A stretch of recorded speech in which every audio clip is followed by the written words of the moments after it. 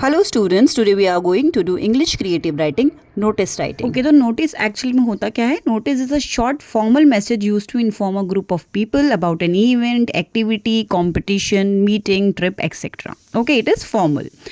अब इसका आप फॉर्मेट देख लीजिए. फॉर्मेट में सबसे पहले हम लिखेंगे नेम ऑफ द ऑर्गेनाइजेशन, यानी जो भी ऑर्गेनाइजेशन है या जो भी इंस्टीट्यूशन है जहाँ पे ये लिखा जा रहा है वहाँ आपका नाम लिखेंगे. फिर ऊपर लिखेंगे नोटिस, मतलब हमें ये नोटिस जो है वहाँ पे लिखना होगा इंस्टीट्यूशन नेम के नीचे.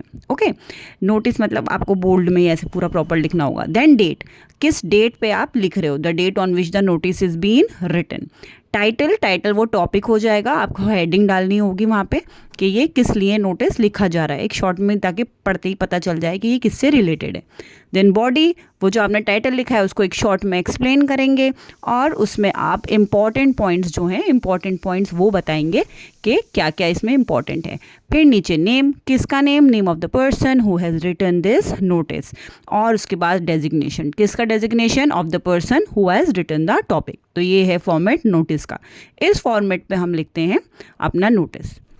चलिए, तो हर नोटिस में क्या होना चाहिए, हमें ध्यान रखना चाहिए कुछ क्वेश्चंस का.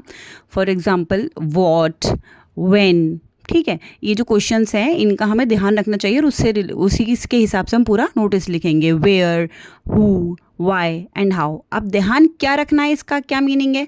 व्हाट मतलब कि हो क्या रहा है, कौन सा इवेंट है जो हो रहा है. और डेट एंड टाइम, कौन सी डेट को होगा, किस टाइम पे होगा, कहाँ पे होगा, कौन पार्टिसिपेट कर सकता है, क्या पर्पज़ है और रजिस्टर कैसे करना है. ओके, अब यहाँ पे जो हमें क्वेश्चन दे रखा है, यहाँ पे दे रखा है हर्ब गार्डन इनॉग्रेशन का. ठीक है, अभी क्वेश्चन मैं आपको आगे बताऊंगी. अब सबसे पहले हम जो क्वेश्चंस मैंने अभी आपको पहले बताएं उसके हिसाब से देखिए. व्हाट यानी क्या हो रहा है, इनॉग्रेशन हो रहा है, कब हो रहा है, ठीक है, यहाँ पे डेट दे रखी है, टाइम दे रखा है, कहाँ हो रहा है, कौन पार्टिसिपेट कर सकता है और क्यों हो रहा है, इससे हमें क्या फ़ायदा होगा वो लिखेंगे हम उसमें. ठीक है, और हाउ में आ जाएगा कि आप उसमें कॉन्टैक्ट कैसे कर सकते हो, पार्टिसिपेट कैसे कर सकते हो. अब चलिए, तो ये आपके पेज नंबर 25 पे एक क्वेश्चन है. ठीक है, लेट अस राइट. ये आपका नोटिस का क्वेश्चन है. इसमें आपको दे रखा है कि आपको क्या नोटिस लिखना है. This is a question at page number 25. You are a member of the nature club of your school.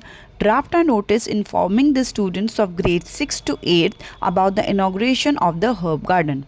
Points to remember: mention the purpose of writing, date, time, venue and any other relevant information, whom to contact, when and where.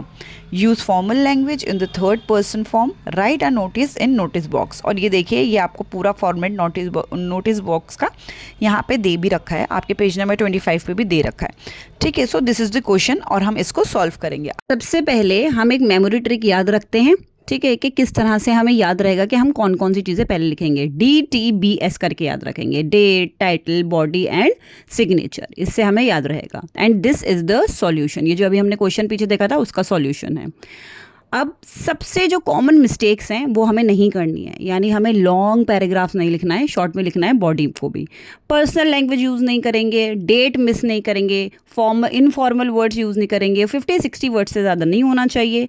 And notice is a short, formal, clear and complete.